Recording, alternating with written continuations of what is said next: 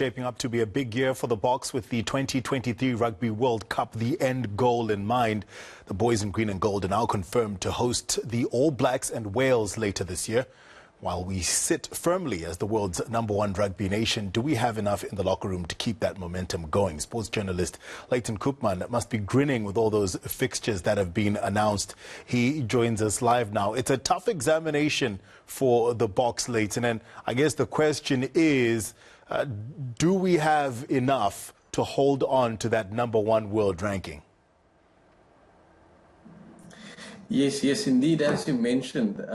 Very tough way to start build up to a Rugby World Cup 2023 year with Wales travelling here and home tests versus the All Blacks as well.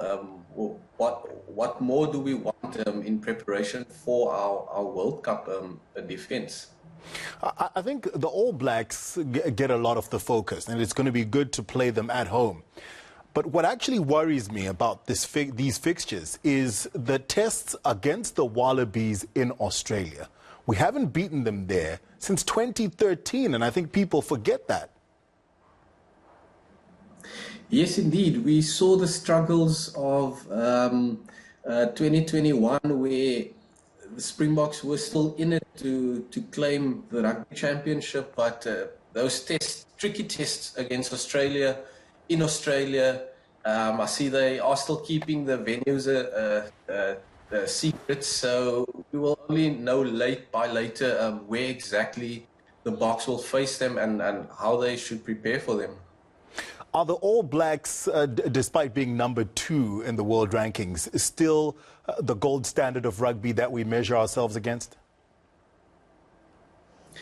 I think 100% so, and what a lovely way to face them in 2 tests. The teams of South Africa are not facing them in Super Rugby anymore, so why not bring them for 2 or 3 tests to South Africa, or the Springboks travel to New Zealand for 3 tests. I think they are still that team that the Boks and every other team around the world want to measure them with.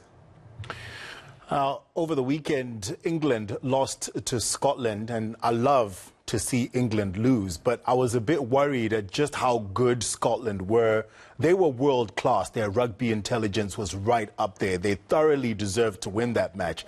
And it's worrying because they're in our pool for the Rugby World Cup. Yes, indeed. And we even saw Ireland trumping Wales. So it's two Northern Hemisphere teams that we will be facing as part of our pool opponents in the 2023 World Cup. That just show that it's not just the Southern Hemisphere teams that the Springboks have to worry about anymore. Ireland have been growing steadily. We know how the Springboks were pushed to the limits 2019 in that semi-final by Wales. Last year, the Northern Hemisphere tour at the end of the year, Wales pushed them again, and the late Malcolm Marx try only sealed the victory. So the strength, definitely those powers shifting up north, and it's going to be a very tricky pool that the world champions find themselves in 2023. The United Rugby Championship is underway now, I beg your pardon, Leighton, and we've managed to catch a glimpse of some of the Springboks. Who's caught your eye the most? Yeah, sure. We've had some varying results because we've been playing local derbies mostly, but it's very good to see a guy like Warwick Geland back to himself, back to the guy that we've come to know, who's played for the Bulls, who's now at the Stormers, Damian Willems.